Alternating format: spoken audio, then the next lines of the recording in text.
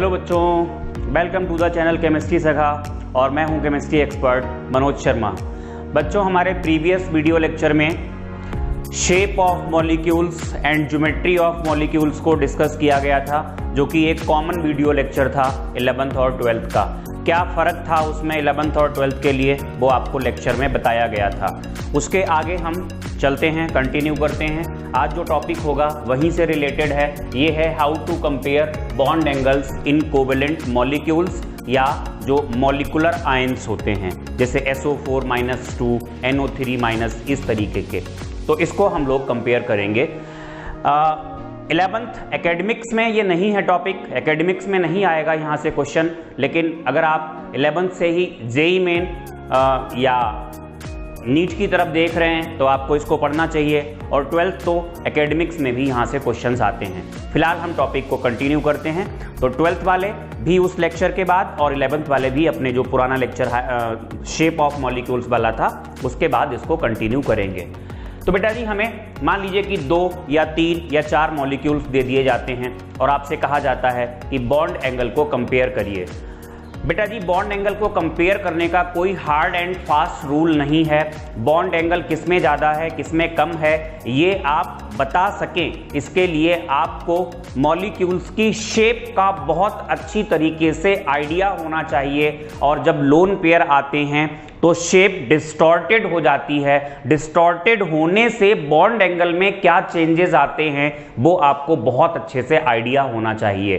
तो इस लेक्चर को अगर आप देख रहे हैं तो ये एक वार्निंग है कि आप इस लेक्चर को तभी देखें जब आपने शेप वाला लेक्चर बहुत अच्छे से कंप्लीट कर लिया है और जो उसमें एग्जाम्पल्स दिए गए थे वो आपने प्रैक्टिस कर लिए हैं और ये चेक कर लिया है कि वो सही किए हैं आपने या नहीं, और जो गलतियां की हैं उनको आपने रिजॉल्व किया है या नहीं किया है।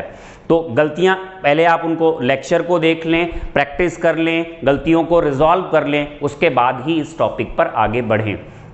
अगर आपने वो लेक्चर नहीं देखा है तो डिस्क्रिप्शन बॉक्स में आपको लिंक मिल जाएगा, वहां से आप उस लेक्चर को देख लीजिए, या फिर आई बटन दबा करके भी आपको वो लिंक मिल जाएगा। बेटा जी, बॉन्ड एंगल कंपेयर करने का कोई भी हार्ड एंड फास्ट रूल नहीं है, मैंने आपको बताया। अगर आप कोई शॉर्ट ट्रिक नहीं ढूंढ रहे हो तो फिलहाल मेरा सबसे पहला सजेशन तो यही रहेगा कि बॉन्ड एंगल को डायरेक्टली आप कंपेयर करें उसके स्ट्रक्चर से।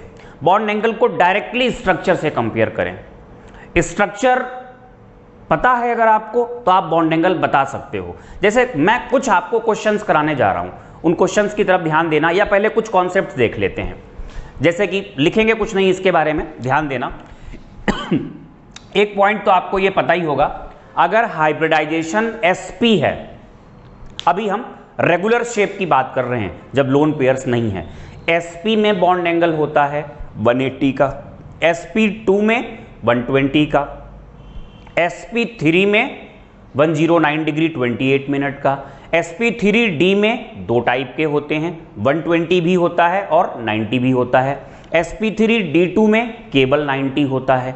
तो अगर आपको मॉलिक्यूल्स दिए जाएं और हाइब्रिडाइजेशन के बेसिस पे ही अगर कंपेयर हो जाए, वो तभी हो पाएगा कंपेयर जब कोई भी लोन पेयर नहीं होगा।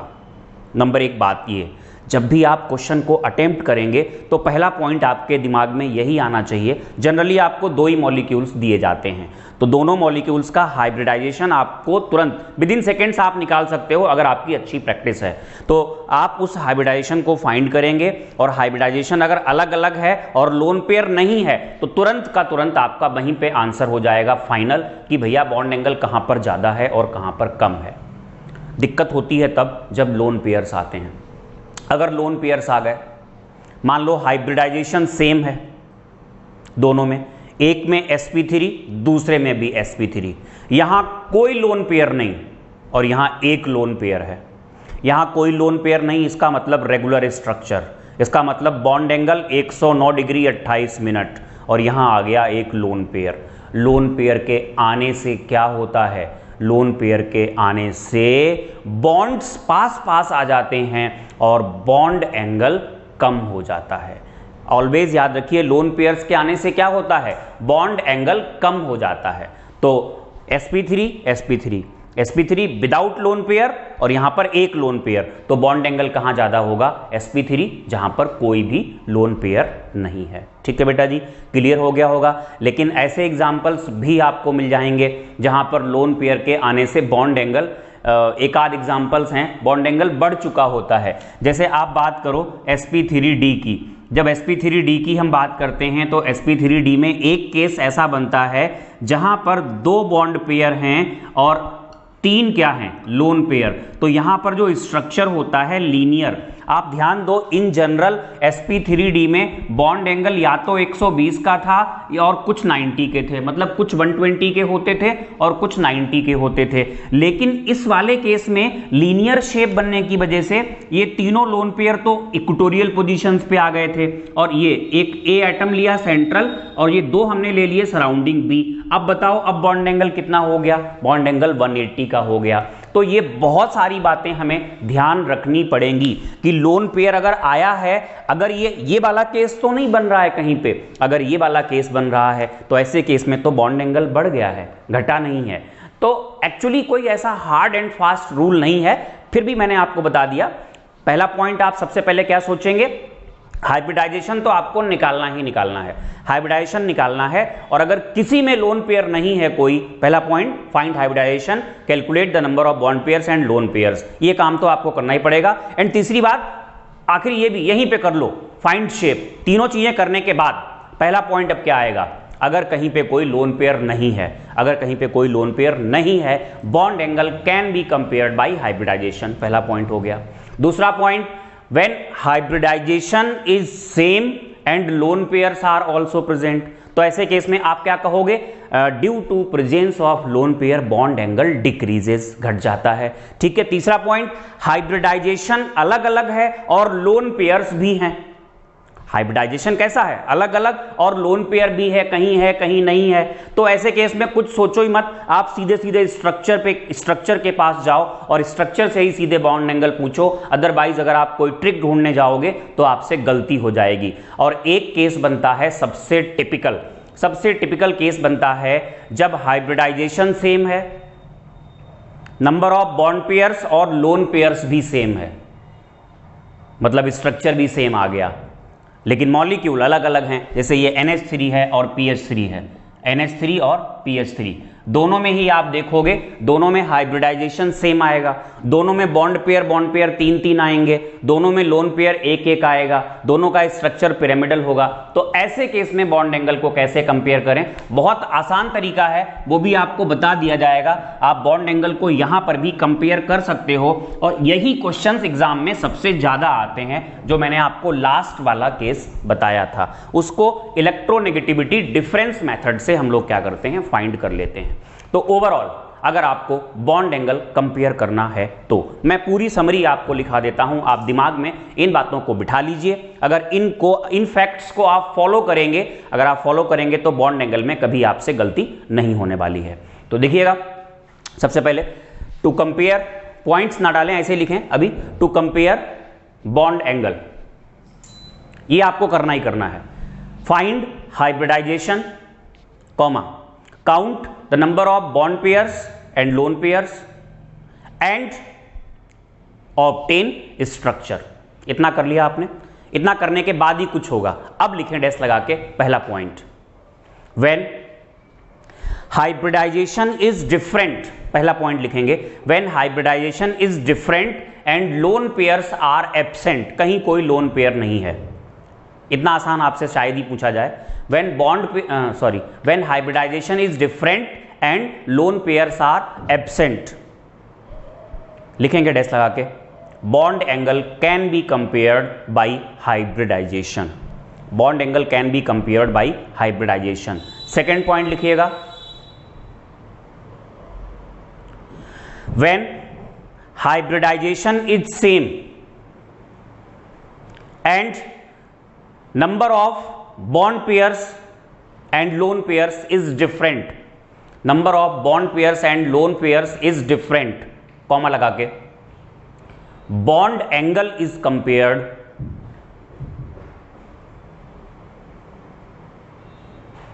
या ये मत लिखिए बॉन्ड एंगल इज कंपेयर्ड, आपने लिखा when hybridization is same comma number of bond pairs and lone pairs is different, तब आप इसमें लिखोगे डैश लगा के presence of lone pairs decrease the bond angle, presence of lone pairs decrease the bond angle from regular value, from regular value.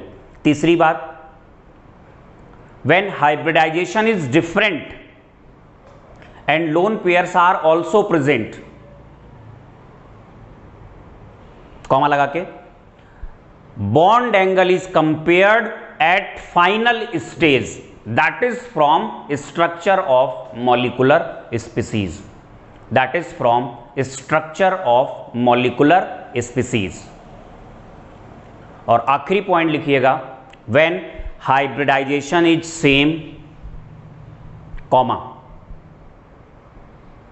number of bond pairs and lone pairs is same, bracket में लिख लेना lone pair is not equal to 0, मतलब 0 नहीं है। when hybridization is same comma number of bond pairs lone pairs is same, that is molecules have same structure, ये भी condition है साथ में, molecules have same structure dash लगा के bond angle is compared by electronegativity difference method, bond angle is compared by electronegativity difference method. अभी हमने आपको 3-4 पॉइंट्स जो भी लिखाए हैं मैं सबको इलेबोरेट करने वाला हूं विद एग्जांपल्स, तभी आपको ज़्यादा क्लियर हो जाएगा।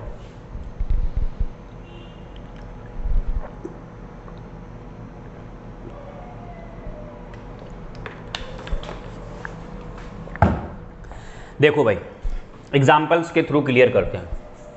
पहला एग्जाम्पल है, हमें इनमें बॉन्ड एंगल को कंपेयर करना है, BeCl2 BF3 सबसे सिंपल केस है और CH4। ध्यान देना बेटा, यहां पर जब आप हाइब्रिड ऑर्बिटल्स निकालोगे तो आएंगे 2 3 4, मतलब hybridisation sp sp2 sp3।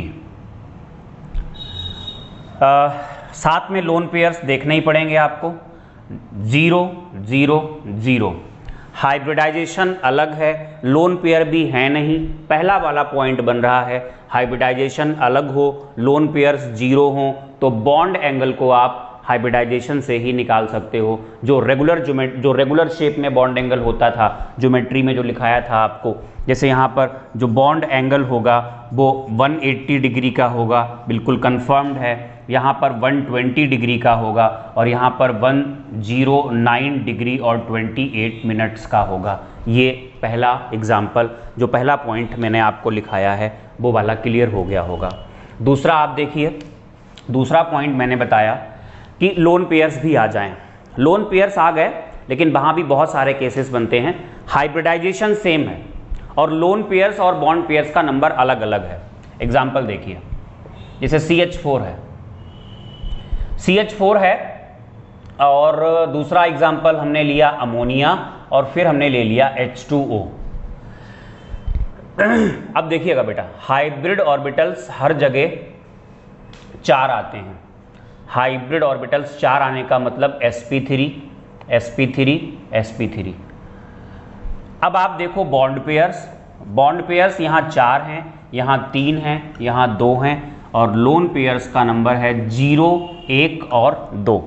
Hybridisation same है, number of bond pairs and lone pairs different है। तो हमने आपसे कहा था कि लोन पेयर के आने से जो बॉन्ड एंगल होता है वो कम हो जाता है। यहाँ का तो आप पता लगा ही सकते हो, यहाँ का तो भाई रेगुलर है तो 109 डिग्री 28 मिनट्स होगा, यहाँ का जो बॉन्ड एंगल होगा वो less than this value 109 degree 28 minute होगा और यहाँ पर भी क्या होगा 109 डिग्री 28 मिनट से कम होगा। कितना होगा ये नहीं पता लग पाएगा लेकिन कम होगा ये पता लग गया। अच्छा अब एक चीज देखो, सेंट्रल एटम जब सेम पीरियड का होता है, जैसे यहाँ अब इसको तो अलग हटा लिया, हम इन दो में कंपेयर कर रहे हैं। यहां सेंट्रल एटम नाइट्रोजन है और यहां सेंट्रल एटम कौन है, ऑक्सीजन। ये सेम पीरियड का है, ऑक्सीजन और नाइट्रोजन दोनों सेकेंड पीरियड के होते हैं। तो ऐसे केस में देखो यहां जो लोन पेयर है, बॉन्ड पेयर तो लिख दिए हमने, लोन पेयर नहीं लिखे, लोन पेयर भी लिख देते हैं। चलो लोन पेयर यहां 0, यहां 1 और यहां 2। तो लोन पेयर के आने से क्या होता है, बॉन्ड एंगल घट जाता है। यहां एक लोन पेयर आया और यहां पर लोन पेयर्स कितने आ गए, 2। बॉन्ड एंगल यहां भी कम हो गया 109 डिग्री 28 मिनट से, बॉन्ड एंगल यहां भी कम हो गया 109 डिग्री 28 मिनट से। लेकिन जो डिक्रीमेंट होगा वो यहां पे ज्यादा होगा, क्योंकि यहां पर लोन पेयर्स का नंबर 2 है जब एटम्स सेम पीरियड के होते हैं तब। फिलहाल ये आपको याद भी रखने चाहिए, अमोनिया में जो बॉन्ड एंगल होता है वो लगभग ये अप्रॉक्सीमेट वैल्यू 107 डिग्री की करीब होती है और यहां पर जो बॉन्ड एंगल होता है वो 104.5 डिग्री का होता है। तो आपके समझ में आ गया होगा, यहां 2 लोन पेयर हैं, यहां 1 लोन पेयर है, तो बॉन्ड एंगल कहां ज्यादा होगा कहां कम होगा, ये वैल्यूज तो याद ही करने वाली हैं, इनको आप फाइंड नहीं कर सकते। हाँ, ये फाइंड कर सकते थे कि इस वैल्यू से कम होगा, इस वैल्यू से यहां पे भी कम होगा। तो ये आपसे हालांकि कुछ एग्जाम्पल्स पॉपुलर हैं, उन्हीं में बॉन्ड एंगल पूछा जाता है कि एग्जैक्ट वैल्यू क्या है, अदरवाइज आपसे बॉन्ड एंगल की एग्जैक्ट वैल्यू कभी पूछी ही नहीं जाती है। तो अगर हम इसको डिनाई कर दें, इसको हटा दें, तब भी हम बता सकते हैं कि जो बॉन्ड एंगल होगा वो सबसे कम होगा H2O में, उससे ज़्यादा होगा अमोनिया में और उससे भी ज़्यादा होगा मीथेन में। राइट, इस तरीके से ये भी एक सिंपल सा केस था। सबसे सिंपल ये था, ये दूसरा पॉइंट था।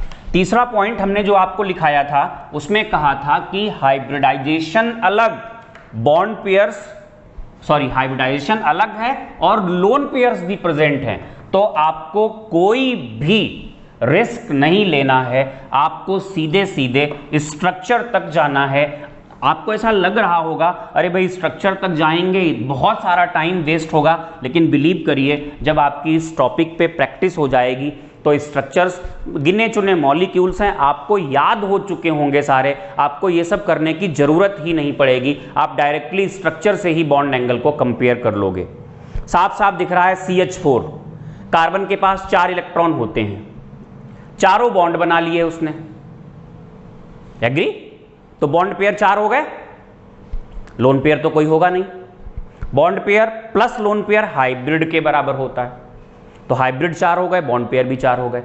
NH3, नाइट्रोजन के पास 5 इलेक्ट्रॉन होते हैं, 3 तो बॉन्ड बना लिए, 3 बॉन्ड पेयर, 3 इलेक्ट्रॉन यूज हो गए, 1 लोन पेयर। तो बॉन्ड पेयर्स यानी 3 प्लस 1 लोन पेयर, 3 + 1 यानी 4, हाइब्रिड तो फिर से 4 हो गए, लेकिन 1 लोन पेयर आ गया। तो कुछ आपको वो कैलकुलेशन करने की भी जरूरत नहीं पड़ेगी, आप बहुत सारे मेथड्स हैं जो आपके दिमाग में बैठ जाए, जो आप फील कर लें, वहां से आप क्वेश्चन को कर सकते हैं। लेकिन ये मेरी गारंटी है, अगर आपने अच्छी प्रैक्टिस कर ली तो आपको ये सब कैलकुलेट करने की जरूरत नहीं पड़ेगी। कहते हैं कि ना ऑन फिंगर टिप्स, ऐसा कुछ हो जाएगा। तीसरा एग्जाम्पल लेते हैं। सपोज दैट आपसे कहा गया कि एक एग्जाम्पल है BeCl2, एक एग्जाम्पल है BF3 और नेक्स्ट एग्जाम्पल है XeF2, और आपको यहां पर क्या करना है, बॉन्ड एंगल कंपेयर करना है।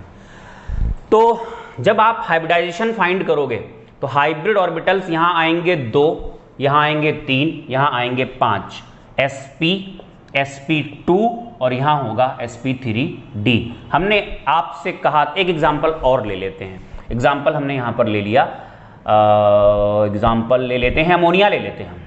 यहां पर आएंगे 4, 4 का मतलब क्या हो गया, sp3। ध्यान देना भाई, बॉन्ड पेयर्स और लोन पेयर साथ में लिखते जाते हैं। बॉन्ड पेयर 0, सॉरी उल्टा हो गया, 2 0 3 0 2 3 3 1, ये स्थिति है।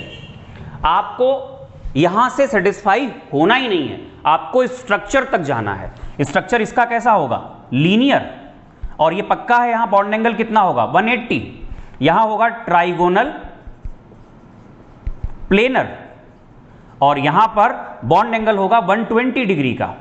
यहां पर आइए अमोनिया, अमोनिया में कैसा होगा, ये होगा पिरामिडल। चलो एग्जैक्ट वैल्यू नहीं याद है तब भी आपको इतना पता होगा 109 डिग्री 28 मिनट से कैसा होगा, कम। ये XeF2 है। यहां तीन तीन लोन पेयर आए हैं। एक बार देखने पे ऐसा लगता है कि तीन लोन पेयर आने से बॉन्ड एंगल तो बहुत कम हो गया होगा, लेकिन सच्चाई ये है कि यहां का स्ट्रक्चर कैसा होता है, लीनियर, और यहां बॉन्ड एंगल 180 का होता है। ये sp3d का वही केस है जहां पर लोन पेयर आने के बाद भी क्या हुआ, बॉन्ड एंगल कम हो गया, क्योंकि जहां पर बॉन्ड एंगल कम होता वो इसने पॉइंट्स ही खत्म कर दिए। उन सारे पॉइंट्स पे क्या आ गया, उन सारे पॉइंट्स पे लोन पेयर्स आ गए। तो एक ऊपर वाला बॉन्ड रह गया, एक नीचे वाला रह गया, एक्सियल पोजीशंस वाले। तो इस तरीके से यहां बॉन्ड एंगल कितना बन गया, 180 डिग्री का। तो कहां ज्यादा है कहां कम है, अब 109 डिग्री 28 मिनट से कम है, तो ऐसा भी नहीं कि चलिए तो आराम से हो रहा है क्वेश्चन। तो सबसे कम कहां होगा, साफ साफ दिख रहा है, अमोनिया में सबसे कम है। अमोनिया से ज़्यादा है BF3 में, उससे भी ज़्यादा है BeCl2 में, जो कि बराबर है XeF2 के। इस तरीके से ये तीसरा पॉइंट हो गया जो हम लोग कर सकते हैं। तब हम बात करेंगे आखिरी पॉइंट जो हमारा था, इलेक्ट्रोनेगेटिविटी डिफरेंस मेथड।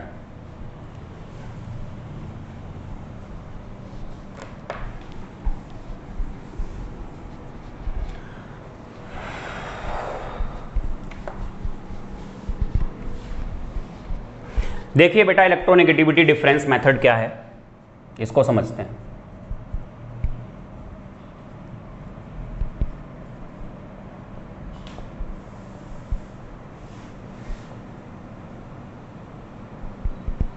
ट्वेल्थ में क्वेश्चन, ट्वेल्थ एकेडमिक्स में जो क्वेश्चन आएगा, कंपटीशन में तो हर जगह से आएंगे, ट्वेल्थ एकेडमिक्स में क्वेश्चन इतने सारे मैंने एग्जांपल्स आपको कराए थे बॉन्ड एंगल के, वहां से नहीं आएगा, यहां से आएगा। अगर आएगा बॉन्ड एंगल का क्वेश्चन तो यहां से आएगा। ये ट्वेल्थ वाले ध्यान रख लें,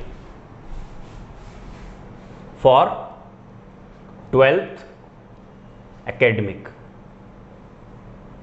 अगर एग्जाम में आपके क्वेश्चन आएगा, बोर्ड एग्जाम में, तो यहां से आएगा इलेक्ट्रोनेगेटिविटी डिफरेंस मेथड। ये मेथड कब यूज होता है, हमने आपसे कहा था हाइब्रिडाइजेशन सेम हो, बॉन्ड पेयर्स और लोन पेयर्स का नंबर भी सेम हो, मतलब स्ट्रक्चर कैसा होगा, सेम, लेकिन लोन पेयर जीरो ना हो।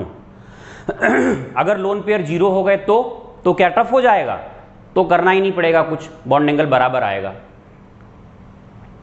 अभी बता देंगे आपको, पहले आप इलेक्ट्रोनेगेटिविटी डिफरेंस मेथड देख लो, ये जनरली कहां यूज होता है। 15th ग्रुप है ही आपके सिलेबस में। ये जनरली ऐसे क्वेश्चंस होते हैं जिसमें सेंट्रल या सराउंडिंग में से एक एटम सेम होता है सब में, जैसे कि एक सेम होता है और एक दूसरा वाला सेम ग्रुप का होता है। नाइट्रोजन, फॉस्फोरस, आर्सेनिक, एंटीमनी और बिस्मथ, BiH3। ध्यान देना भाई, इसमें सराउंडिंग एटम है हाइड्रोजन, ये सेम है, और जो सेंट्रल एटम है वो कहां है, वो सेम ग्रुप का है। ये तभी, ये जनरली ये मेथड तभी लगता है जब सराउंडिंग या सेंट्रल में से एक एटम फिक्स हो जाए और एक एटम सेम ग्रुप का हो जाए, तब ये मेथड लगता है। तो यहां ध्यान देना, यहां पर सराउंडिंग एटम ये है एटम्स फिक्स्ड, और central atoms are of same group. इसका उल्टा हो सकता है, यहां का यहां और यहां का यहां, तभी ये मेथड हम लगाते हैं, तभी इसकी हमें जरूरत पड़ती है। जनरली लगाया और भी जगह जा सकता है, लेकिन जनरली हम ऐसे ही लगाते हैं। तो क्या है इसमें, थोड़ा सा आप ध्यान दीजिएगा, इलेक्ट्रोनेगेटिविटी डिफरेंस मेथड क्या कहता है। ये हमने एग्जांपल लिया नाइट्रोजन, नाइट्रोजन का एग्जांपल लिया, ये है हाइड्रोजन 3, पिरामिडल स्ट्रक्चर होता है, आप सबको पता होगा। यहाँ एक लोन पेयर होता है, सबका पिरामिडल ही आएगा, सबका स्ट्रक्चर सेम ही आएगा। इलेक्ट्रोनेगेटिविटी डिफरेंस मेथड, जब hybrid orbitals comma bond pairs comma lone pairs जो कि जीरो नहीं है और स्ट्रक्चर सब कुछ कैसा है, सेम, तभी यूज करते हैं। लोन पेयर जीरो होने पे क्या होगा बता देंगे। ये लिया हमने phosphorus, hydrogen,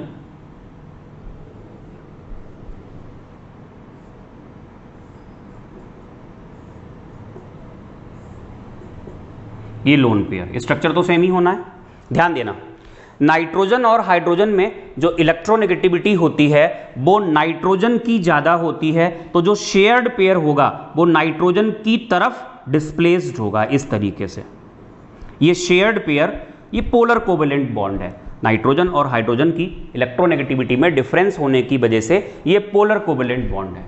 polar covalent bond है, दैट्स वाई यहाँ पर क्या है, यहाँ पर जो इलेक्ट्रॉन का पेयर है वो नाइट्रोजन की तरफ शिफ्टेड है, और ये रही नाइट्रोजन इलेक्ट्रॉन के पेयर्स के बीच की डिस्टेंस, ये हमने ले ली।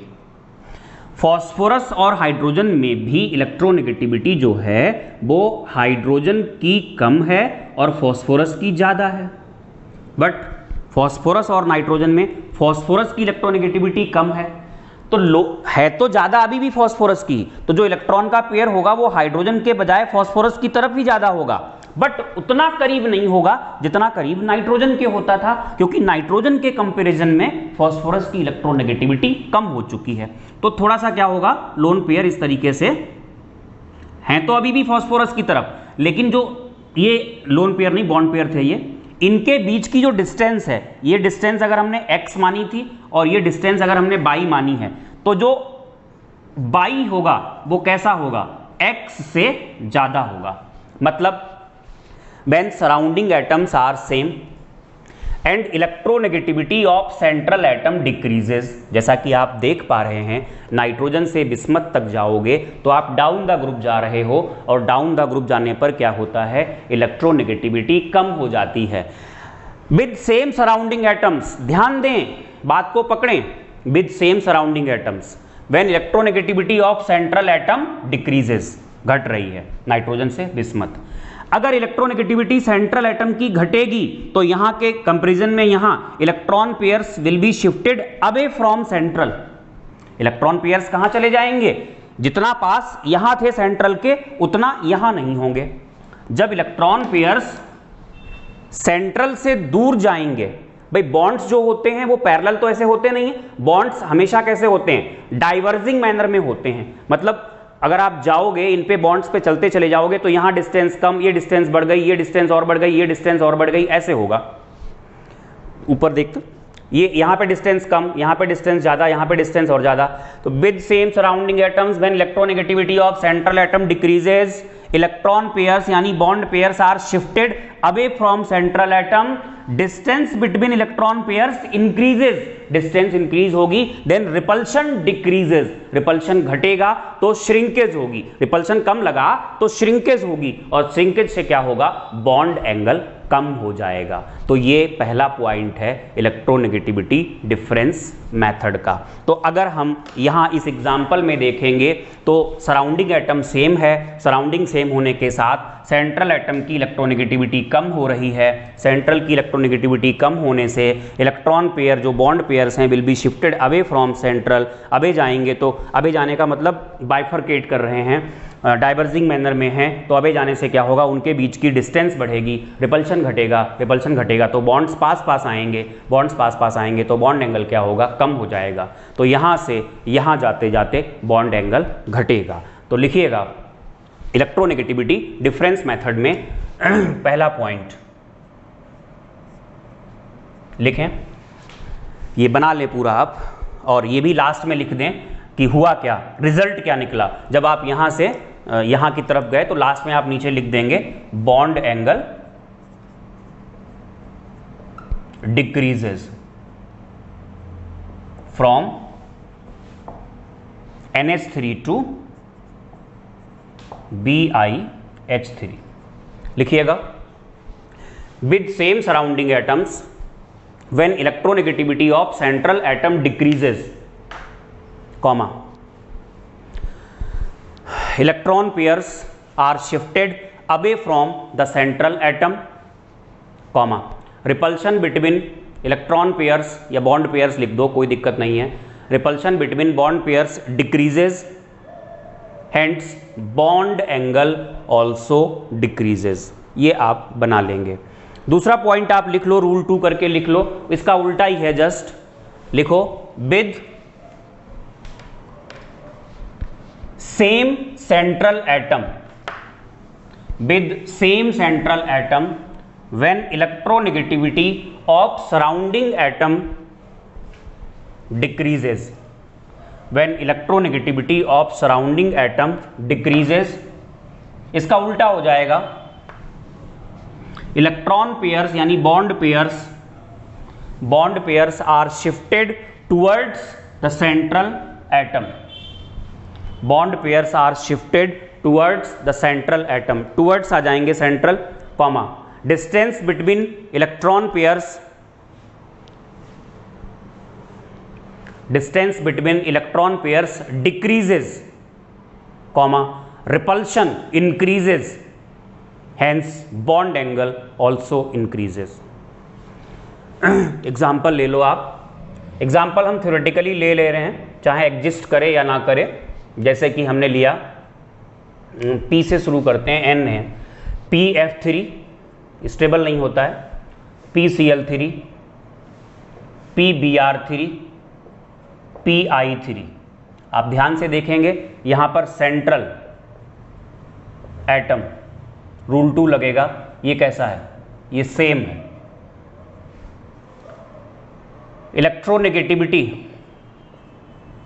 ऑफ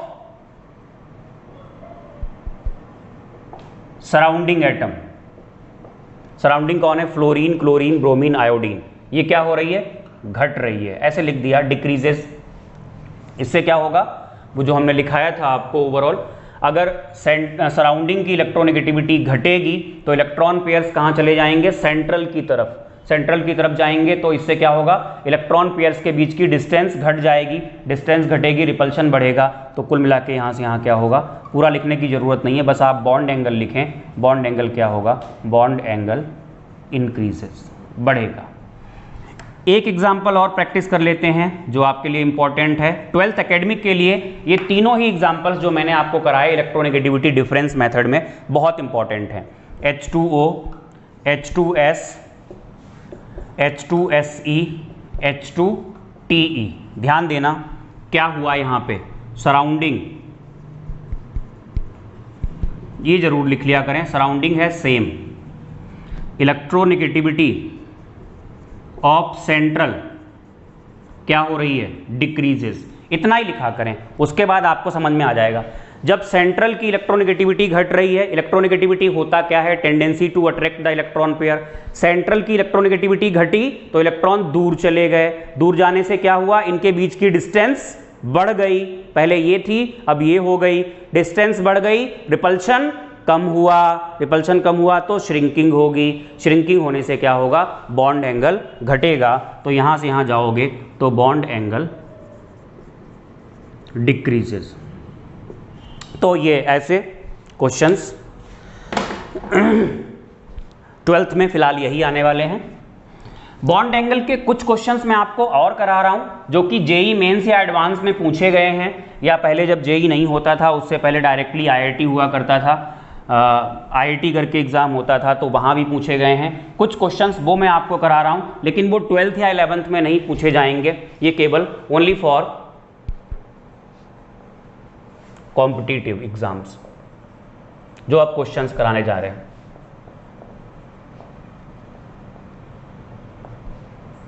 क्वेश्चन है, लिखिएगा.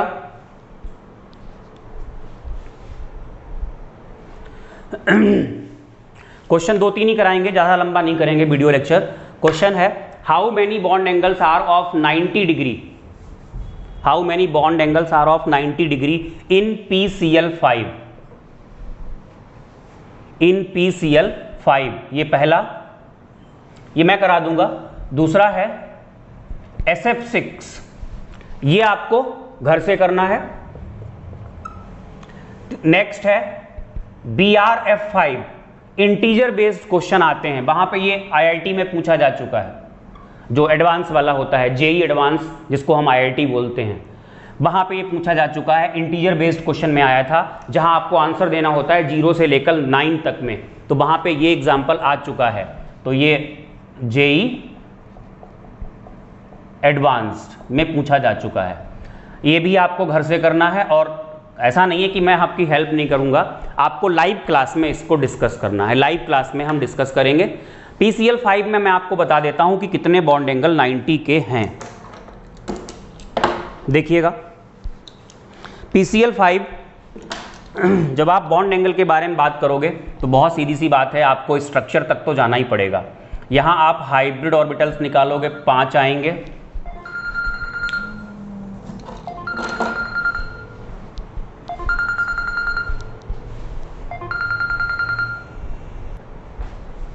हाँ तो बेटा PCl5 की बात कर रहे थे। देखिएगा हाइब्रिड ऑर्बिटल्स 5 हैं, बॉन्ड पेयर यहां पर 0 आएंगे, मतलब sp3d है, और लोन पेयर्स का नंबर उल्टा लिख जाते हैं। बॉन्ड पेयर 5 हैं, क्योंकि मेन चीज होती है वो लोन पेयर होते हैं, इसलिए लोन पेयर पहले लिख देते हैं। लोन पेयर यहां पर हैं 0, तो इसका स्ट्रक्चर होगा ट्राइगोनल बाई पिरामिडल। ध्यान दें भाई, हमें काउंट करने हैं बॉन्ड एंगल्स। ऐसे बनेगा स्ट्रक्चर, आपको बताया था। ये बेस बनेगा, ये ऐसे, ये ट्राइगोनल बेस बन गया। ऐसे देखिए, ये ट्राइगोनल बेस है। ट्राइगोनल बेस के बाद ऐसे रख लिया इसको हमने, होपफुली दिख रहा होगा सब। एक ऊपर आएगा ये, और ये एक नीचे आएगा। ये ग्रीन और पिंक वाली है जो पोजीशंस, ग्रीन, ये और ये, इन तीनों को हम कहेंगे इक्वेटोरियल, और जो ये ब्लू वाले हैं, डार्क ब्लू वाले हैं, ये हैं एक्सियल पोजीशंस। अब आपको बताना है कि 90 के एंगल कितने हैं। तो ऐसा मत सोचना कि आपने इसे काउंट किया कि ये 90 पे है और ये 90 पे है, तो 2 आपने काउंट कर लिए 90 पे हैं। नहीं बेटा जी, ध्यान देना, 90 का एक ये है, एक 90 का ये है, एक 90 का ये है। तो कितने 90 के हो गए? ऊपर 3 हो गए। ये भी 90 का है, ये अलग अलग है ना सारे, ये 90 का है, ये 90 का है। तो 90 डिग्री के बॉन्ड एंगल्स कितने होंगे यहां पर? बॉन्ड एंगल्स यहां पे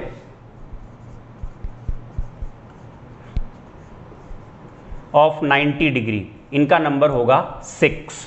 अगर आपको समझ में नहीं आया तो आप वीडियो को बैक करके देख लीजिएगा। फिर एक बार समझा देते हैं। इसने 90 का इसके साथ, इसके साथ, इसके साथ, तीनों अलग अलग हैं।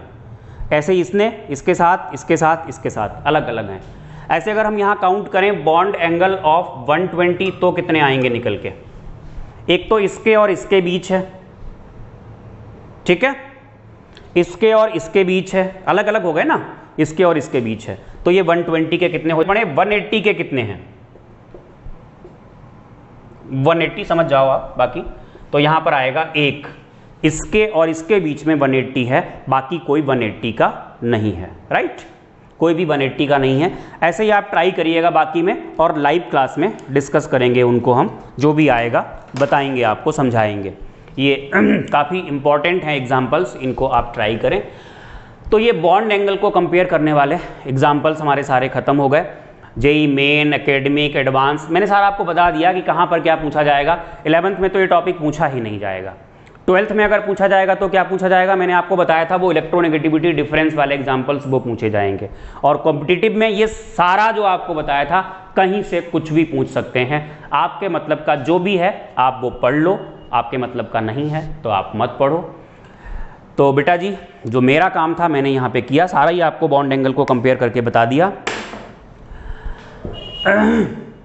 बाकी अगर कोई स्ट्रक्चर वगैरह डिस्कस करना हो तो आप लाइव क्लास में डिस्कस कर सकते हैं। लाइव क्लास में आने के लिए और स्टडी मटेरियल को लेने के लिए आपको रजिस्ट्रेशन कराना होगा। उसके लिए आपको मुझे कांटेक्ट करना होगा। कांटेक्ट नंबर आपको डिस्क्रिप्शन बॉक्स में या यहाँ कहीं पे जब वीडियो डिस्प्ले होगा तो वहाँ पे आपको मिल जाएगा।